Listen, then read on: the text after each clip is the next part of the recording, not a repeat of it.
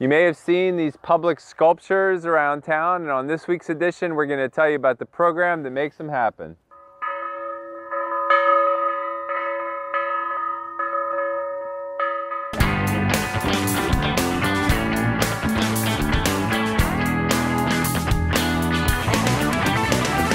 All right, so on this week's edition, we're standing at a site at Fall Hill Avenue and Village Lane in Normandy Village. And I'm with Preston Thayer, who is the director of the Public Sculpture Project. We're standing in front of a piece called Beacon by an artist named Michael Alfano, and this is one of 3 new pieces, public sculptures, that are on display now in the city of Fredericksburg. And so I asked Preston to join us and tell us about, first of all, tell us about what the Public Sculpture Project is. Yeah, thanks. The Public Sculpture Project has been running for 5 years here in Fredericksburg.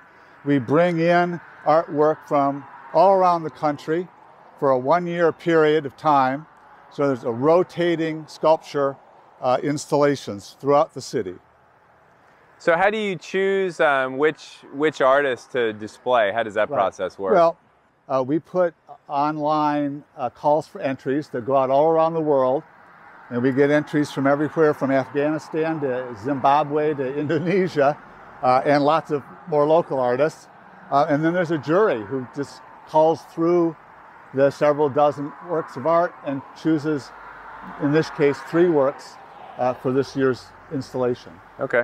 And how do you pick the locations for where they're displayed? Well, we try and get a combination of places that have vehicular traffic so that people driving by can see them, but also in locations where people can stop and get closer to the works to see them up front.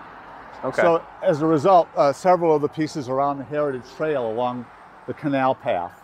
And they're displayed for 1 year, yes. Is that right? And then they rotate out? Right. Okay. And but so now, we've had very good luck. 2 artists from this most recent year donated their works to the city, and we have 2 works that the city has purchased in the last couple of years. So we now have 4 permanent installations and 3 rotating works for a total of 7 sites throughout the city. Okay.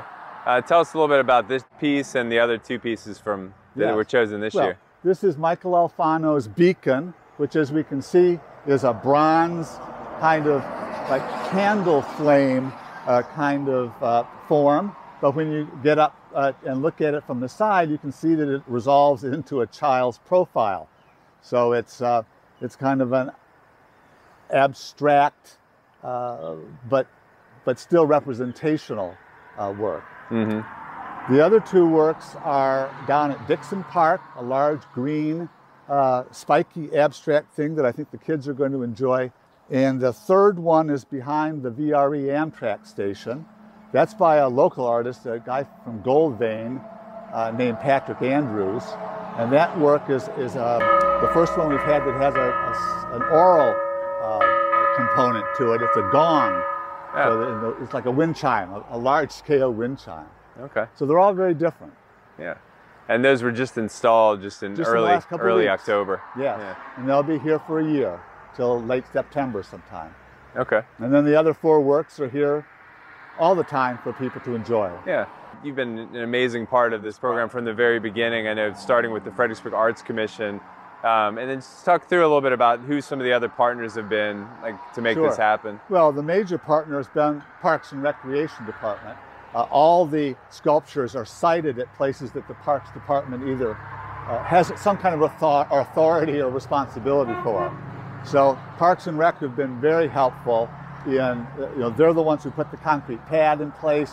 If the artwork weighs a lot more than this one, they can bring a forklift in to move it and so forth. So Parks and Rec has really been very, very supportive. And then on the financial side, we've had great support for the last 2 years from the Rappahannock Development Group, and a special shout out to Sean and Margaret Haynes and Chris Hornung for their support. And from the beginning, the Economic Development Authority has been a supporter of the project as well. Yeah. Well, I think it's a great project, and it's thanks to you, Preston, for all the work that you personally have done on this program over the past 5 years, and certainly hope to see this program continue for many years to come. I think it brings, enlivens our community and just brings interesting things to look at and just beautifies the spots like where we are right now. Right now that the sun's coming out, you can see the Yeah. profile of this Yeah. child a little bit better. Yeah. We're in the midst of this pandemic, and having things like this for people, the park, the path is really being used a lot right now. We got a lot of people trying to get exercise and get outside. So it's a good thing that I think that we've got these works to help people get through that problem. Absolutely.